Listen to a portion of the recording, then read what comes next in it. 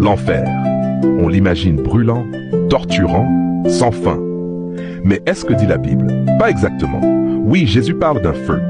Luc 12, verset 5, « Craignez celui qui peut jeter dans la géhenne. » Mais ce feu n'est pas pour maintenant. Il vient plus tard. Et ce mot enfer, dans nos Bibles, il est partout. Mais en réalité, il traduit 4 mots différents.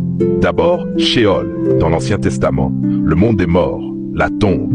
Ecclésiaste 9, verset 10, « Il n'y a ni œuvre, ni pensée, ni science, ni sagesse dans le séjour des morts. » Genèse 37, verset 35, « Je descendrai vers mon fils dans le séjour des morts. » Ensuite, Hadès.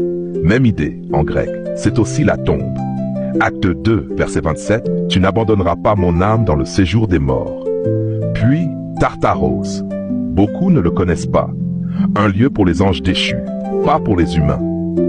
2 Pierre 2, verset 4, « Dieu les a précipités dans les chaînes de l'abîme en attendant le jugement. » Et enfin, Géhéna, le seul à désigner un feu réel.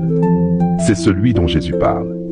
Marc 9, verset 53, « Mieux vaut entrer manchot dans la vie que d'avoir les 2 mains et d'aller dans la géhenne, dans le feu qui ne s'éteint point. » Mais attention, ce feu ne brûle pas encore. Pas aujourd'hui.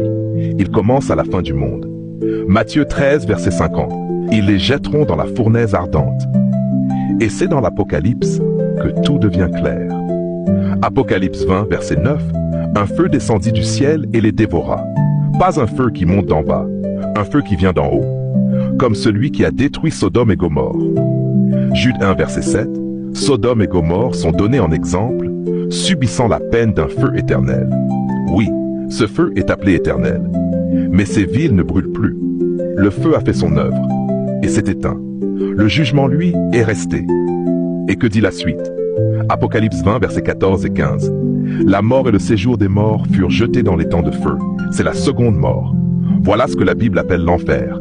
Pas une torture sans fin, mais une fin totale, définitive. Même Satan sera détruit. » Apocalypse 20, verset 10. Et ensuite, la promesse.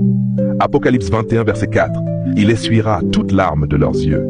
La mort ne sera plus. Il n'y aura plus ni deuil, ni cri, ni douleur, car les premières choses ont disparu. » Alors non, Dieu n'est pas un tyran. Il est amour, il est juste, et il mettra fin au mal, pour toujours.